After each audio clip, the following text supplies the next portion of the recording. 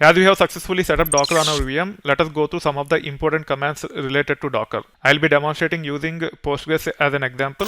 Similar steps can be followed for other databases and also for containers using other softwares as well.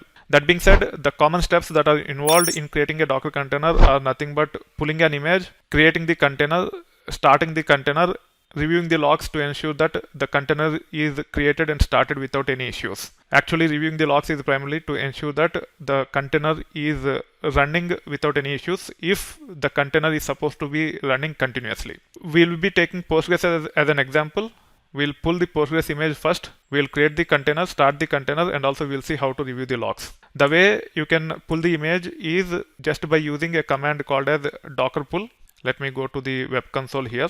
The command is nothing but docker pull. You can also say docker image pull because pull is relevant to image. So we can say docker pull or docker image pull, and then you can specify the standard database name to pull the latest image that is available as part of the Docker Hub. So there is something called as Docker Hub, which is nothing but repository of images. As long as the server is connected to the internet, it can reach out to that Docker Hub and it can pull the images if the names are correct. If the names are not correct, then the images will not be pulled. An image is nothing but a file which will be downloaded from the repository. Once the static file is downloaded and cached on the server, using that image, we should be able to create the container. Here is the command for your reference with respect to the container. We use something called as docker container create or docker create. If you want to get the help of this command to see several options, you can say docker container create --help. It will provide all the control arguments that can be used to specify additional attributes for our containers while they are being created. You can see there are quite a few of them, and we are going to use some of them while creating the container. Let me walk you through about those arguments. --name is primarily for the container to specify the name. We can manage the container using that name. For example, if I want to stop the container, I can say docker container stop, pass the name. I can start it, I can restart, I can also remove.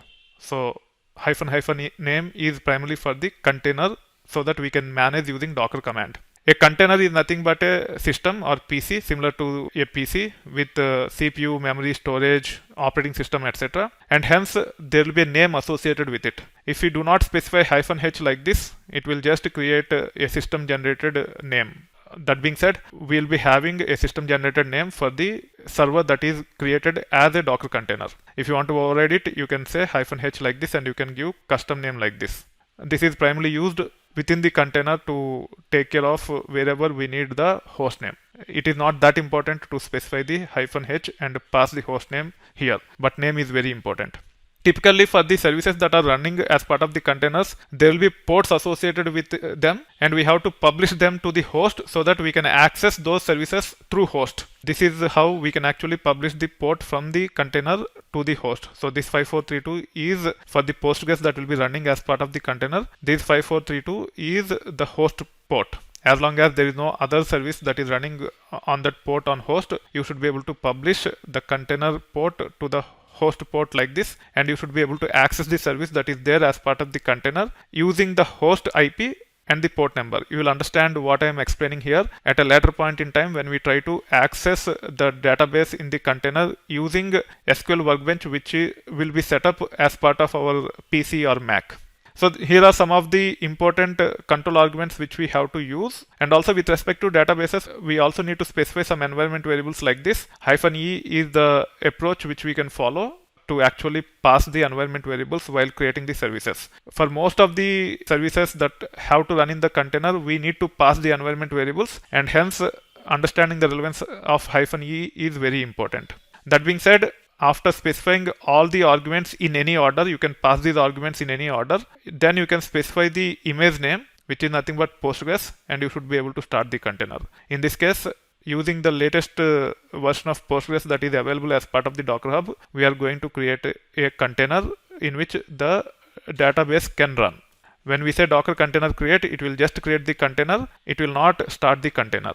Now I should be able to run this by pasting it. If you want to get a older version of Postgres, while pulling the image, you can just say docker image pull or docker pull and then Postgres or whatever service you want to set up as part of the container, then colon, then you can specify the version using which you want to set up. Latest is optional. We don't need to specify latest by specifying colon. If you want, you can specify as well. However, the image is already downloaded and also the container is created. Now it is time for us to start. Before starting, we can say docker container ps-a to list all the containers that are available. You can see that the container itv_pg, which is nothing but the name, is created 40 seconds ago. Now I can say docker container start like this, and then I can actually give the name or ID. If you do not specify the name, it will actually create the container with system generated name.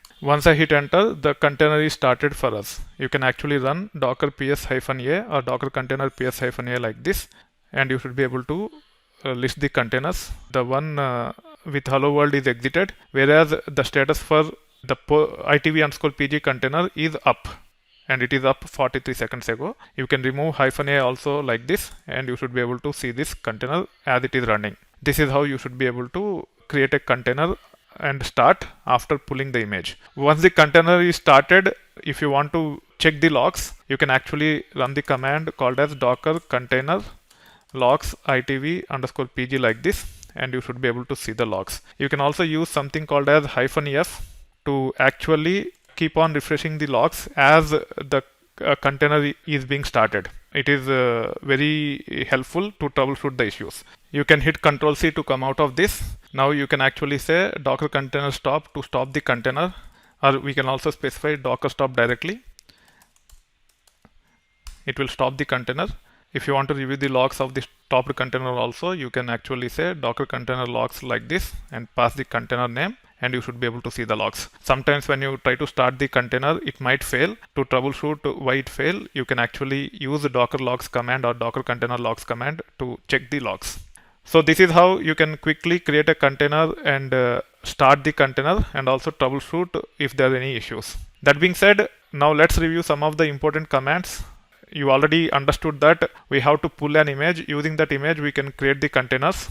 With respect to the images, these are the main commands: docker image pull to pull the image, docker image rm to remove the image, docker image build to build the image using custom docker file, which we'll be talking about at a later point in time. It is not relevant for this course. In other courses it is relevant. Wherever it is relevant, I will talk about docker image build. For now, you just have to focus on pull and rm, as they can be useful to actually pull the images based upon the services we are looking for, and then drop those images whenever they are not relevant. Docker container is the most important command which we typically use on regular basis. Once the images are pulled, using those images, we can create containers over a period of time, manage them, and remove those containers using this docker container command. As part of the docker container, using the existing image, we can create the container using create command. Once the container is created, we can actually start the container using start command under docker container start, or we can also say docker start directly. Also, we can stop the running container using docker container stop or docker stop.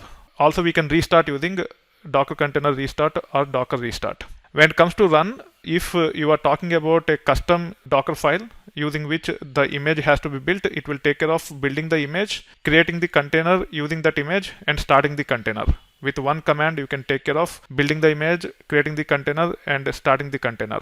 If you are pointing to a public image as part of the Docker Hub, when you say docker container run with the public image, it will take care of pulling that image, creating the container using that image, and starting the container that is being created. With one command, you can take care of all the steps. Once the container is started or created, we should be able to leverage docker container logs or docker logs to check the logs of docker container. We can have -f to have the refreshing log messages. In case if something is going wrong, you can open another session and you can just say docker logs -f with the container name. As the container is being started or stopped, the logs will be refreshed on the other screen, which will direct you to why something is failing, if at all something is failing within the container. You can remove the stopped container using docker container rm. You can stop and remove the running container using docker container rm -f. You can also list the containers saying docker container ls or docker ps. Both will work. Docker ps, we don't need to specify the container keyword. You can just say docker ps and it will work. However, if you want to list, you can also use docker container ls. You can practice all these commands using our Postgres based container. For example, let's say I want to restart the container. I can say docker restart itv underscore pg. That is our container name. It is restarted. You can also stop the container by saying docker stop itv underscore pg. The container will be stopped for us. If you want to start, you can say docker start like this. If you want to remove this image, if I just say docker rm or docker container rm, and if I said itv underscore pg, it will fail because the container is currently running. To stop and remove, we can say -f like this. It will take care of stopping the running container and then removing the container. Now you can actually say docker ps-a or docker container ls with -a to list all the containers. However, I think if I say docker ls, it might not work. Docker ps is nothing but alias to docker container ls. So docker ls will not work, whereas docker ps will work. So that being said, for many commands, specifying container or image are optional. For some of the commands, we can actually just remove the container and it will work. For create, start, run, logs, rm, for all of these commands, we don't need to specify container. We can directly use them. But for some of the commands like ls, the alias for docker container ls without container keyword is docker ps. Even with respect to images, some of these commands will work directly. When I say docker pull, it will pull the image. However, there are some commands such as removing the image. I cannot say docker rm to remove the image. I have to use rmi, remove the image, and we should be able to remove the image. When I say rmi, it stands for remove the image. We don't need to specify image between docker and rmi. We can directly remove the image by just using docker rmi. So just keep these subtle differences in mind while exploring the commands. There is some sort of common sense which is included while providing these commands for us. You just need to understand that common sense and you should be able to adapt to these commands pretty easily. These are the most commonly used commands, and hence I have created a cheat sheet for these things. As you will gain more experience with respect to Docker, you will be able to pick more and more important commands that you can leverage those things to improve your productivity.